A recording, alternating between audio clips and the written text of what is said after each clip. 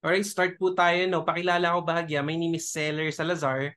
And I've been doing business for long enough time na rin po. 11 years na po ako nagnenegosyo. So technically, more than a decade na rin ako nagnenegosyo. With my experience, with my expertise, I can help you to know more about this business, no? Sa mga manonood po nito, I hope tapusin niyo po yung ating inihandang presentation para sa inyong lahat, no? So the question is, sino ba si Appior Servicio as we enter the new era of technology? But of course, pakilala ko po muna sa inyo kung sino ba yung company na may hawak po kay Appior Servicio. Si Appior Servicio po ay handled by NNT Technologies Corporation. At of course, syempre, since we're talking about technology, we're talking about new business idea, bago tayo punta sa ano ba yung future ng Appior Servicio, pag-usapan muna natin yung mga nakaraan about technology business, no? What are the histories about sa technology businesses, no? Malamang sa malamang, kilala mo si Grab. Tama po ba? Alam mo maganda dito guys, si Grab po started from Malaysia, hindi pala yan Filipino, hindi pala yan local company, no? That actually started 2012. Pumasok lang po sila sa Pilipinas year 2013, no? Ang maganda pa dito, meron pang sumunod, okay? Halos kasabay niya lang nagsimula, si Food Panda. Pero ito pala si Food Panda, it came from Berlin, Germany po. 2012 din nagsimula, pero pumasok naman sila sa Pilipinas 1 year after the Grab came in the Philippines, no? Ngayon, ang maganda dito guys, si Grab 2013, si Food Panda pumasok 2014. But remember at those time, no, 2013, 2014, hindi pa naman po ganun kakilala si Grab at Food Panda. Tama po ba? Do you remember anong ginagawa natin nung panahong 2013, 2014? Ngayon, eto maganda guys, meron pang isang pumasok. As time goes by, the history of technology business expanding, growing, di ba? Meron isang pumasok, year 2017 sa Pilipinas. It started 2013 from Hong Kong. Ang pangalan Lalamove. Familiar? Di ba? Until a year after 2017, 2018, 2019,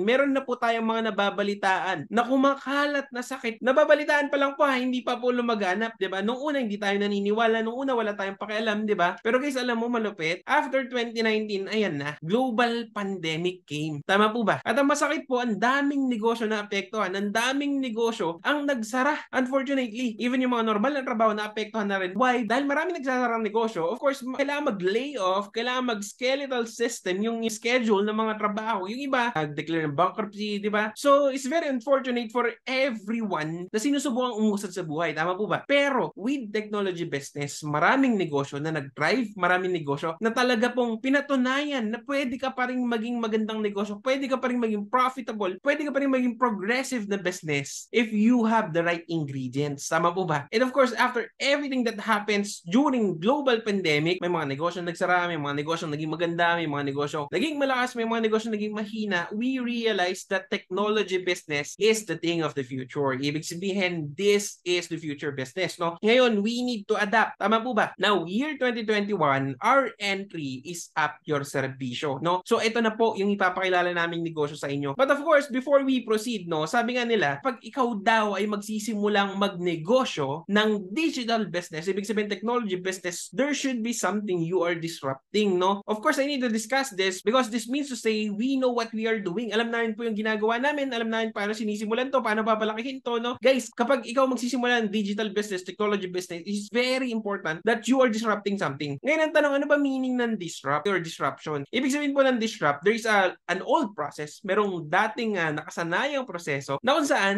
we will cancel out or we will improve. Meron tayong papagandahin, tatalunin, okay? Or meron tayong susolusyonan, ganyan. Huwag na tayo lumayo. Yung example po natin kanina. Ano yun? Si Grab. Tama po ba? Si Grab, ano yung dinisrupt niyan? Ang dinisrupt po ni Grab is actually yung mga traditional transportation. Tama po ba? Bakit? Ang bottleneck po sa taxi, minsan pahirapan sumakay. Tama po ba? Pahirapan pumara. Tama po ba? Minsan namimili ng pasahero. Diba? Ang masakit, minsan nagpapadagdag sa metro. Tama? But to think, nung nagsisimula po si Grab, nung una, ayaw po siyang tanggapin, ayaw siya paniwalaan, may duda yung mga tao. But of course, with the formula of disruption to give solution sa common problem na na-encounter po ng mga consumer, ng mga tao sa transportation business, Grab actually grow. So, ngayon po, ang maganda po dito, si Grab naging 26 billion in valuation. Kilalang kilala po siya, especially during and after pandemic. Tama po ba? Ngayon, kapag may pupuntahan ka from point A to point B, your first option is not a taxi anymore. Your first option is Grab. Tama po ba? Ngayon, ito malupit. Pag-usapan naman natin yung dinisrupt naman po ng Food Panda. Ano disrupt yan? Guys, yung mga traditional delivery before, na naalala mo, pag mag-order ka ng food mo, magda-dial ka pa sa landline mo, 8,000,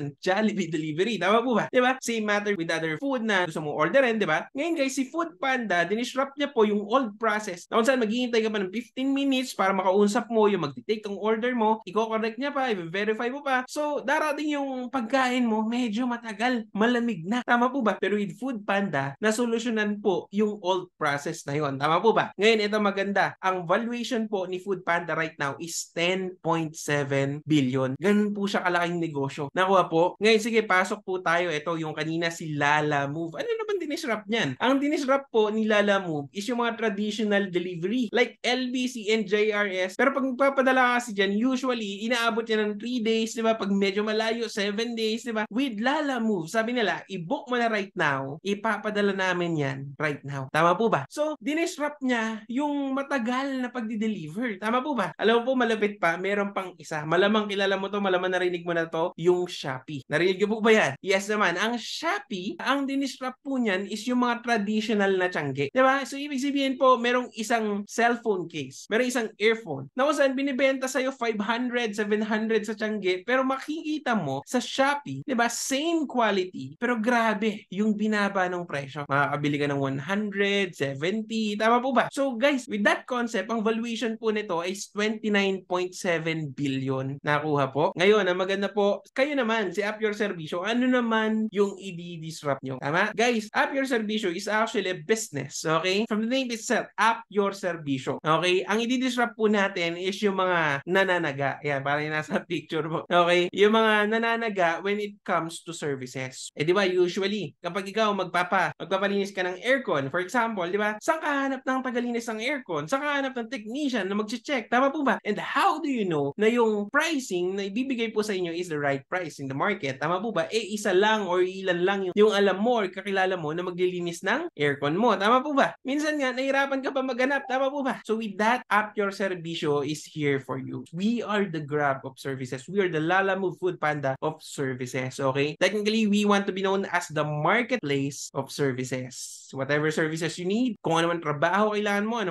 man servisyo hinahanap mo, nasa App Your Servicio. Alright? Now, how many of you ay meron kakilala na siguro tambay o kaya naman expat o kahit kaibigan, kapitbahay, kamag-anak mo pa yan na alam mo naman meron siyang certain skills, di ba? Ang Pinoy likas na skillful yan eh. Meron niyang angking skills, di ba? Na pwede niyang gamitin para makatulong, makaserbisyo sa maraming Pilipino. Now, App Your Servicio is obviously giving a solution to these people who has skills. Di ba maraming tao merong skills pero walang opportunity na mapaglalagyan. Tama po ba? Di ba? Siguro may kaibigan kang painter. Tama po? Siguro may kakilala kang mason, karpentero, barbero, di ba? Manikurista, masahista. Pero guys, with their skills, kulang sa opportunities sa Pilipinas. So kung ikaw interesado ka kung paano pa gumagana ng mas malalim si App Your Servicio, i-message mo yung tao nag-send sa'yo ng video na to para sendan ka ng final video presentation natin.